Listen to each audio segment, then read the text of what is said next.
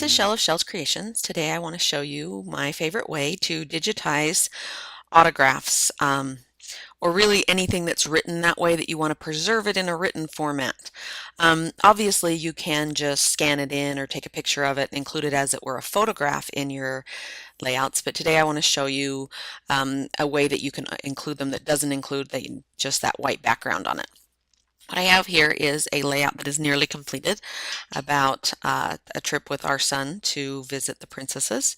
I was a little surprised that as a boy he was so excited about princesses, but boy was he. What we used for an autograph book in this case was just, I took 8.5 by 11 white cardstock and chopped it in fourths and punched holes in the sides of it, and that way I knew it would be easy and simple for me to scan it. And I chose to scan them in. If you don't have a scanner, there are a lot of places where you can that have photo kiosks where you can order prints of your digital photos and other things that have a scanner so that you could scan photos as well.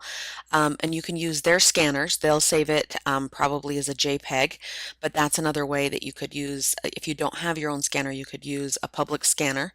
Um, the other thing that you possibly can do is take a really good picture of it. If you can preserve the white and the dark fairly well, then a photograph would work the same way, and these techniques would work on the same thing. I happened to throw 4 of them all on together, and I turned bells upside down, but we'll get to that in just a moment. Now you can see if you look up close at this that I don't actually have black, and there are some smudges and some smears a little bit, and you can see the cracks between the photos. In order for this to work well, we need the autographs to be totally black and white. The best way to do that is to adjust the levels. Right down here in the bottom of your layers palette, you can see create a new fill or adjustment layer. We're going to click on that and go down to levels. What you see in this window on a levels dialog box, the spike that we have over here on the right, that's the white or light gray areas that you see, and this other little bump right here on the dark side is the blacks. Let's try that again. I'm going to grab my black slider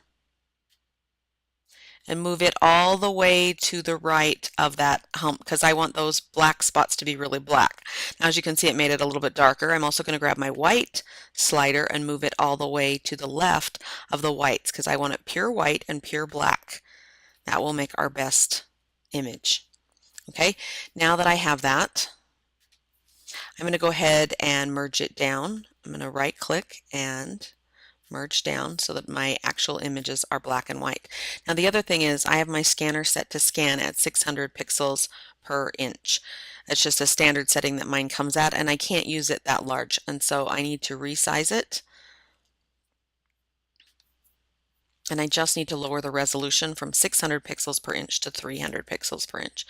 The reason for this is we are going to turn these signatures into brushes, and the maximum size you have for a single brush in Photoshop Elements is 2,499 pixels by 2,499 pixels, and these signatures happen to be closer to 5 inches rather than that, so I needed to fix that. Okay, let's do the Aurora one first. I'm going to use my polygon lasso tool, and I'm just going to go around the outside of the Aurora signature. I don't want that little hole punch that's in there. Otherwise, I could just use a rectangle marquee tool. And then we are going to go up under Edit to define brush from selection. And this one I'm going to call Aurora Sig. Okay, now let's go back to our layout, and on a new layer, I always like to do it on a new layer so I can move it and I can change it a little bit if I need to. We're going to select the brush tool, and now we need to go down to the bottom of our brushes and select the one most recently created. That one is our Aurora Sig, and we need a color. Let's see, Aurora wears pink, so let's pick a super light pink. Let's go with something like this, and I'm just going to go ahead and stamp it right there in the middle. And then I'll be able to, when I select the Move tool, the corner handles will show up and I can shrink it down to about right there and move it over top of the picture with Princess Aurora. A little bit smaller. There we go, something like that. Okay, let's repeat the process next for the Arial one.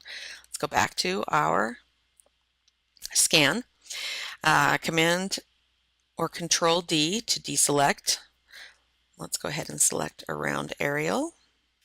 One thing that you can do that will kind of skip a step here is if you have the brush tool selected, before you define it as a brush, it will make it the active brush. And so I've selected the brush tool. Now I'm going to go up under Edit, and I'm going to define a brush from selection. This one's going to be Arial. If I could spell it, yeah, Arial Sig. And now that will be the active brush. So let's go back. Let's make a new layer. Arial is aqua, so let's pick a really light, bright aqua. In order for it to be visible on all of this photo, I'm going to go ahead and make it that light. I don't want to stamp it down here off the edge of the page, because then when I try to move it, the part that was off the edge of the page actually doesn't exist. So I'm going to go ahead and stamp it right up here in the middle, then switch to my Move tool, shrink it down. Okay, I don't really want her signature going in the middle of her nose, so let's move that around a little bit. Okay, now let's zoom in. In the event that the pen that you used, and by the time you shrink it down, it isn't as thick as you want, there are ways to thicken it up. And so I'm going to show you that, how we would do that. Use your Command or Control key and click on the layer thumbnail in the Layers palette. That will give you marching ants around the outside of the entire thing. Now, I still have that light aqua selected as my foreground color, and I'm going to, under Edit, I'm going to stroke or outline the selection. This is where you get to choose what size or how thick you want. You can try 1 pixel, you can try 2 pixels. I wouldn't go much larger than that. 1 pixel on the center will only give me a half a pixel edge. 2 pixels with the center will give me 1 pixel on the outside of everything. So let's look at what that one will look like. Let's hit OK. And that will give it just a little bit thicker of a signature. So if that's the look that you're going for and you want it to be more visible, you can go ahead and do that. I'm going to go back and just try 1 under Edit. I want stroke or outline selection, and I'm going to go back to 1 pixel so that it's not that much wider than the other one. And that will just make it just a smidgen wider. The other thing that you may need to do is change the color of it. So let me show you how I would do that quickly. Let's go back and get bells.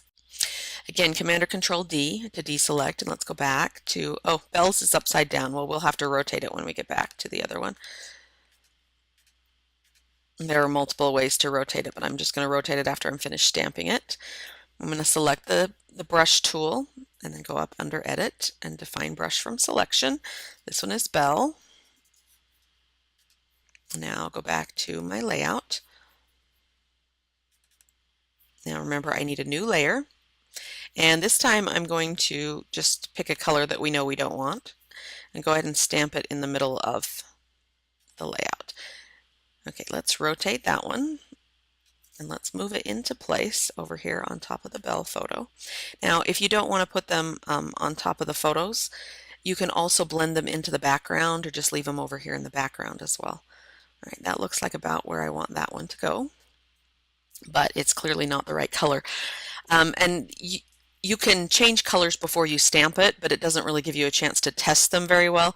And so because I've done them on a separate layer and on their own layer, I can go ahead and add a new fill layer in a solid color. And I know I'm going to want a yellow, so I'm just, well, that's not yellow, that's green. I know I'm going to want a yellow. So I'll just pick one right there and then clip it to it by holding down the Alt key until that little double circle appears over the, you need your mouse on the crack or line, dividing line between the stamped and the color fill layer. You click on it, it'll clip it down. Now let's zoom in and see what color we want. I think I want it a little brighter than that. I might want, yeah, one of these really light colors, like in Belle's dress, just a little bit lighter because I want it to show. Okay, so there's Belle's. Okay, And that is how you can easily scan signatures. It would work for events like this one where we were collecting autographs. It also can work if you have photos of your child on yearbook autograph day. You pick a couple of their friends, they've got some pictures with their friends, you can use it that way, or a note from a teacher. Anything you have that is a handwritten thing that you want to be able to preserve without just having the white background to it. You can go ahead and scan them in and turn it into a brush. The limits on that brush, remember, are 2,499 pixels by 2,499 pixels. If you're working in 300 pixels per inch, that is just shy of 8 inches. And so you have quite a bit of space there to be able to preserve something like that. It might be the first time that your toddler wrote their name, other things like that that you want to add in a way that's not just adding that white background. If you have any questions, you can reach me at shells.creations1@gmail.com. I'd love to hear from you. Thanks. See you next time.